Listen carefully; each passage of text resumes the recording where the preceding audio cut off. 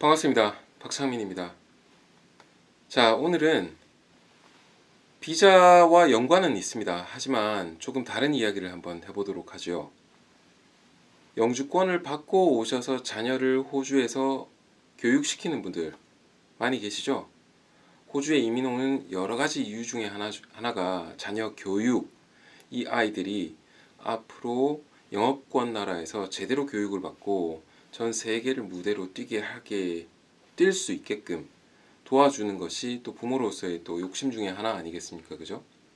하지만 영주권을 받기 이전 단계에서 학생, 취업비자, 심지어는 워킹, 뭐 이런 여러 가지 임시 비자를 거쳐 가시는 과정 중에서 자녀가 생겼거나 태어났거나 아니면 자녀를 함께 데리고 왔거나 이 과정에서 우리 아이들을 호주에서 여전히 잘 교육시켜야 될 거 아닙니까?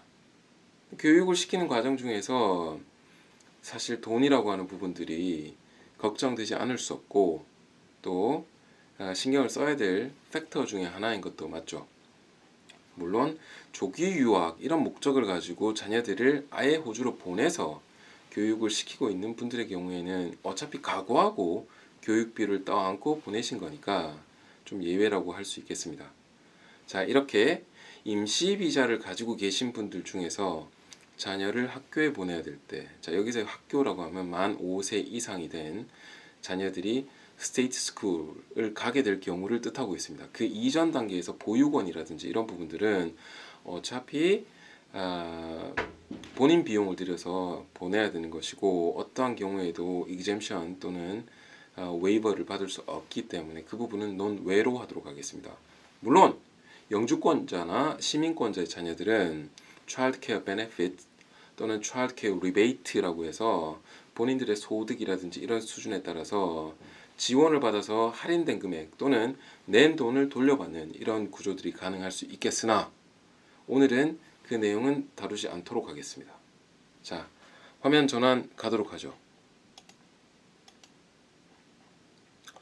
자, 오늘은 에버노트라든지 이런 내용들을 띄우지 않고 그냥 전화면에다가 PDF 파일들을 깔고 한번 이야기를 해보도록 하겠습니다.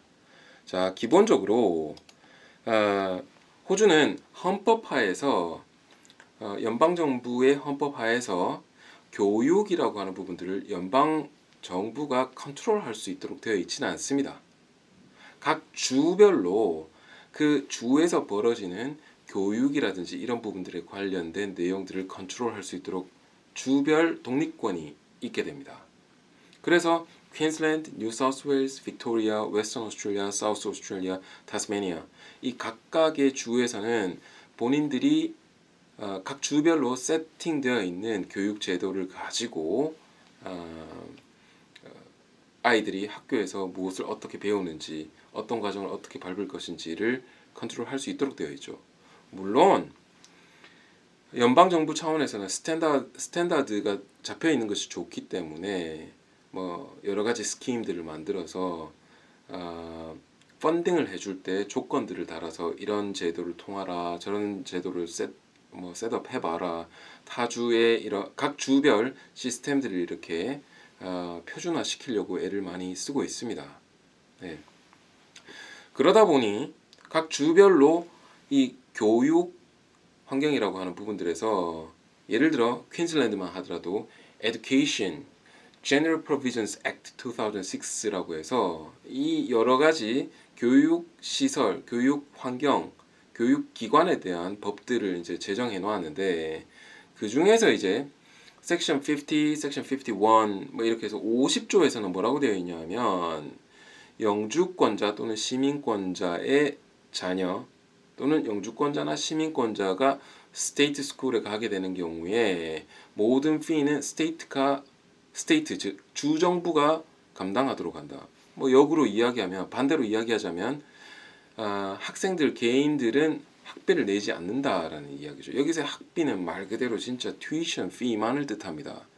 유니폼이라든지 텍스트북 구입 비용이라든지 아니면 익스커전 소풍을 가기 위해서 과외적으로 나가게 되는 이러한 부대 비용 이런 부분들은 튜이션 피에 포함이 되지 않기 때문에 이런 부분들은 내야 됩니다.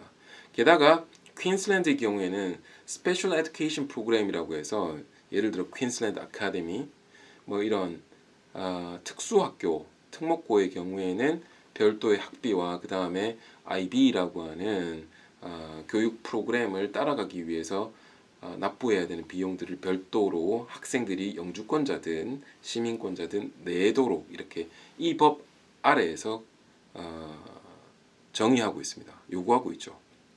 자, 말씀드린 대로 영주권자나 시민권자 또는 그들의 자녀들은 공립학교에 가게 됐을 경우에 학비를 내지 않아요. 사립학교는 완전 다르죠. 사립학교는 말 그대로 private school입니다. private institution이에요.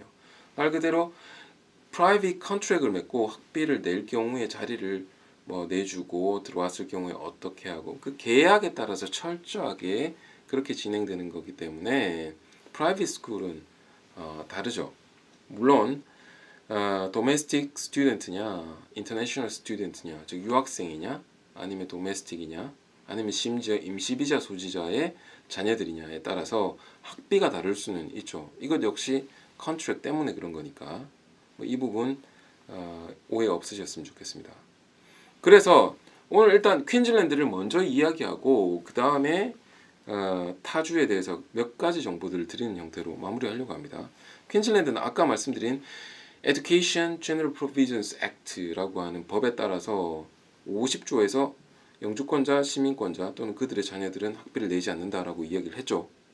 하지만 51조에서 뭐라고 되어 있냐 하면 임시비자, 즉 영주권자, 시민권자의 자녀들이 아닌 경우에도 특정 경우에는 exemption이라고 해서 학비를 내지 않을 수 있도록 규정하고 있고 몇 가지를 꼽아보자면 예를 들어 뉴질랜드 시티즌, 뉴질랜드 시민들이 호주에서 정착하고 있는 경우에 그들의 자녀 또는 박사 과정을 밟으러 왔는 프라이머리 스튜던트 비자 홀더의 자녀 학비를 면제받아요. 공립학교 학비를. 사립학교는 당연히 내야 되고 그 다음에 지방 지역에 있는 퀸슬랜드 대학에서 Masters by Research 이 석사 과정을 밟는 사람들의 자녀들도 학비를 면제받게 됩니다. 그 다음에 유니버시티에서 full scholarship을 모든 튜이션 피에 대해서 받았는 사람의 자녀도 면제를 받을 수 있도록 하고 있고 그 다음에 호주 정부에서 어워즈 프로그램으로서 이렇게 뭔가 이렇게 혜택을 받고 있는 사람들 사실 얼마 안 됩니다. 이런 몇 안 되는 사람들의 자녀들도 면제를 받을 수 있도록 해놨습니다. 여기까지는 일반적인 사람들이 취업비자 받고 온 나는 어떻게 해야 되느냐 이렇게 좀 고민을 할 수도 있을 것 같아요. 자, 가장 많은 사람들이 궁금해할 만한 부분으로 한번 가보도록 할게요. 457 비자, 482 비자, 심지어 나가서 400번대의 다른 비자들 400, 401, 403 International Relations 비자, 408 이런 여러 가지 비자들, 심지어 402, 407 트레이니 비자 이런 비자들을 갖고 있는 사람들의 자녀는 공립학교에 학비를 내야 될까? 이런 부분들에 대해서 이야기를 할 터인데 아까 말씀드린 그 51조에서 분파된 내용에서 Chief Executives가 즉 퀸즐랜드 주의 교육부 장관이 별도로 exempted 돼 있는 비자 속성들, 클래스들, 서브클래스들을 규정을 해놨고 그 내용이 이제 여기에 나오는 건데요. 보시면 이렇게 많은 서브클래스 내용들이 나오고 지금 컬럼상 보면 즉 fees payable 요 컬럼을 지금 보실 필요가 있는데 노라고 붙어 있는 비자들은 학비를 안 내는 겁니다. 누가 이 비자를 가진 사람의 자녀들. 보면 이제 159 Resident Return 비자 영주권이죠. 173 비자는 영주권은 아닙니다. Contributory Parent 비자인데 143 영주권으로 가기 위한 전 단계 비자고 188 사업 비자 제가 조만간 누구도 알려주지 않는 사업 비자의 비밀이라고 하는 제목으로 영상을 하나 준비할 터인데 아마 8월 돼야 나갈 것 같아요. 여러 가지 자료들을 지금 모아서 정말 누구도 알려주지 않는 내용들을 지금 엑기스로 모아서 여러분께 드리려고 하고 있습니다. 그 다음 300 피앙세 비자 309 오프쇼어에서 배우자 비자 프로비저널 비자를 받고 왔는 경우 400, 401, 403, 407, 408 뭐 여기까지 지금 노라고 붙어 있는 거는 학비를 다 안 낸다는 얘기예요. 어디에서? 공립학교. 예, 프랩부터 이어 12까지 13학년 동안 학비를 안 낼 수 있습니다. 근데 그 기간 동안 임시 비자 받고 있으면 참 안타까워요. 그죠? 그 사이에 영주권을 받든지 하는 게 참 좋을 것 같은데. 네. 그 외에 학생 비자의 자녀들 뭐 일반적으로 내야 되고 관광 비자 계열 다 내야 되고요. 그 다음에 프로텍션 비자 계열 안 내도 되고 뭐 이렇게 나와 있죠. 즉 퀸즐랜드는 특이하게도 심지어 400 Short Stay Activity 비자를 가진 자의 자녀들도 공립학교 학비를 안 내고 401, 403, 407 그 다음 뭐 457 마찬가지였고요. 지금 이제 신규 비자 457이 안 나오니까 482 비자인데 482 비자의 경우 TSS 비자를 받아도 그게 short-term 스트림이든 medium long-term 스트림이든 모두가 그 자녀들은 학비를 면제받게 된다. 이렇게 말씀드려야 될 것 같습니다. 퀸즐랜드 참 좋아요, 그죠? 예. 아예 죽입니다. 자, 그 다음 제가 뽑아온 내용은 뉴사우스웨일즈. 많이들 뉴사우스웨일즈 가면 무슨 꿀 있는 줄 알고 많이 가시잖아요, 그죠? 뭐 꿀도 있죠. 예. 퀸즐랜드에도 달콤한 꿀 많이 있습니다. 이민 정착지를 생각하실 때 퀸즐랜드 그리고 박창민 변호사가 있는 이곳 브리즈번 반드시 한번 고려해 주십시오. 네. 그렇지만 가장 많은 인구를 갖고 있고 또 그로 인해서 경제의 동력 자체가 급이 다른 뉴사우스웨일즈를 우리가 생각 안 해볼 수 없겠죠. 뉴사우스웨일즈는 텍스페이어가 되는 자격 조건을 가지고 있는 파퓰레이션이 그렇게 많은데도 불구하고 자 보시면 임시 비자를 갖고 있는 400번대 계열에 400, 401, 402, 403, 405, 406, 쭉 보시면 지금 403 비자는 International Relations라고 해서 보통 뭐 대사관, 영사관 이런 데서 일을 하고 있는 뭐 domestic worker들 이런 사람들을 뜻하거든요. 이걸 제외하고 그다음에 뭐 government agreement 뭐 이런 특수 정부랑 관련 있고 이런 것들 제외한 임시 비자에는 학비를 다 내야 돼요. 학비를 다 내야 됩니다. 요 컬럼이 지금 education fee를 내야 되느냐 말아야 되느냐를 뜻하고 있는데 그리고 뭐 457 비자, 482 비자 다 학비를 냅니다. 학비를 냅니다. 그러니 뉴사우스웨일즈에서 취업 비자를 받았다? 학비 내야 돼요. 학비 내야 돼요. 안타깝지만 퀸즐랜드에서 받았으면 안 내도 되는데 예. 뉴사우스웨일즈 가셨으면 내셔야 됩니다. 네. 네, 수고하세요. 이런 내용들을 제가 말씀드릴 수 있을 것 같고 그 다음 자 빅토리아 한번 볼까요? 빅토리아도 지금 테이블을 이렇게 쭉 구성해 놨는데 여전히 뭐 457, 482 같은 특수 비자들을 한번 보도록 하죠. 457 비자 네 must pay fees라고 해서 학비를 안 냅니다. 네. 그 다음에 482 비자는 이게 지금 자료가 좀 오래된 건가 보네요. 그래서 482 비자는 등록이 안 돼 있는데 457이 안 냈기 때문에 482 비자도 안 낼 것입니다. 네, 그 다음에 포스트 그레주에이트 리서치 학생의 경우에 자녀들이 학비를 내지 않고요. 뭐 이런 형태로 지금 보시면 노라고 붙어 있는 것들이 안 낸다는 이야기인데 지금 보시면 의외로 굉장히 많은 비자 소지자들의 자녀들이 학비를 안 내네요. 40, 0은 내야 되고 쇼트 스테이는 40, 1, 2, 3, 5, 6, 7, 8 모두 안 낼 수 있도록 되어 있습니다. 빅토리아도 좋네. 빅토리아 좋네요. 예, 교육의 도시에 걸맞는 것 같아요. 에듀케이션 스테이트, 가든 스테이트 뭐 이런 이야기들을 많이 하죠.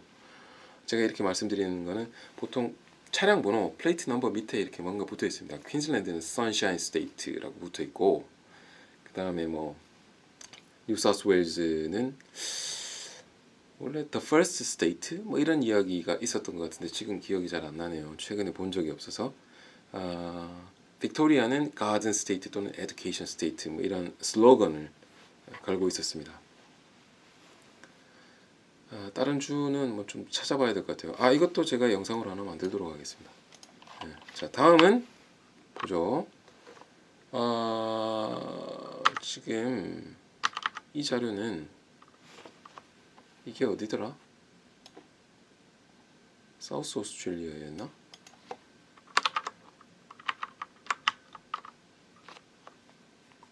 웨스턴 오스트레일리아입니다. 네.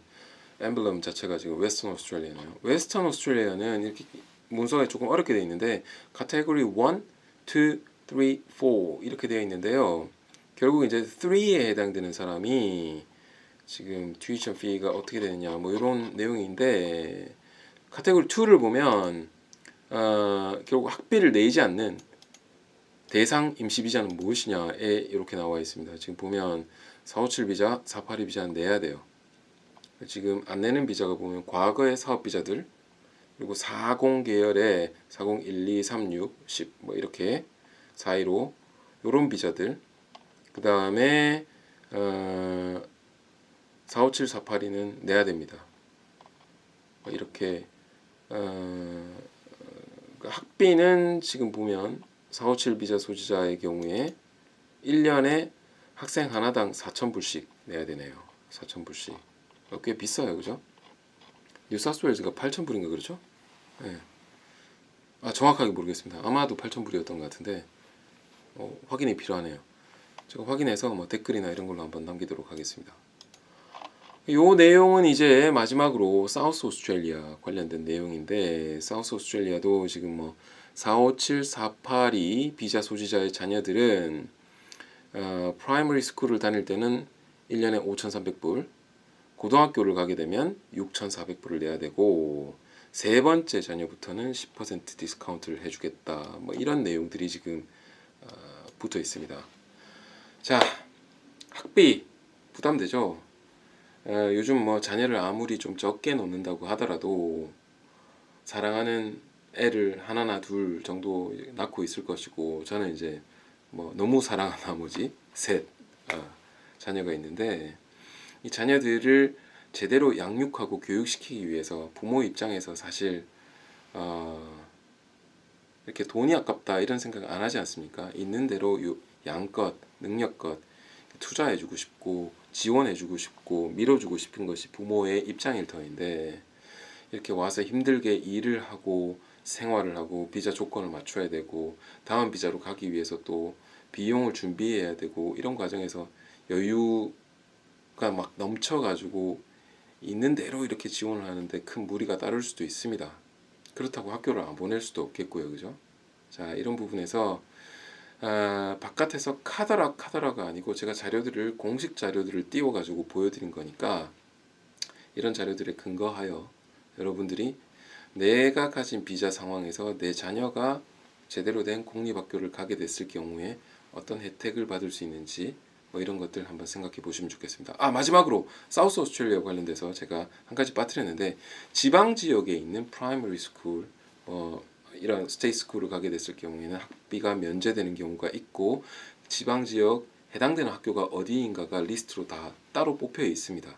제가 지금 여기 띄우지는 않았는데 검색해 보시거나 하시면 좋을 것 같고 제가 나중에 기회가 된다면 이런 내용들을 제 블로그가 됐든 아니면 댓글의 형태로 열거해 드릴 수 있도록 한번 시간을 가져보도록 하겠습니다.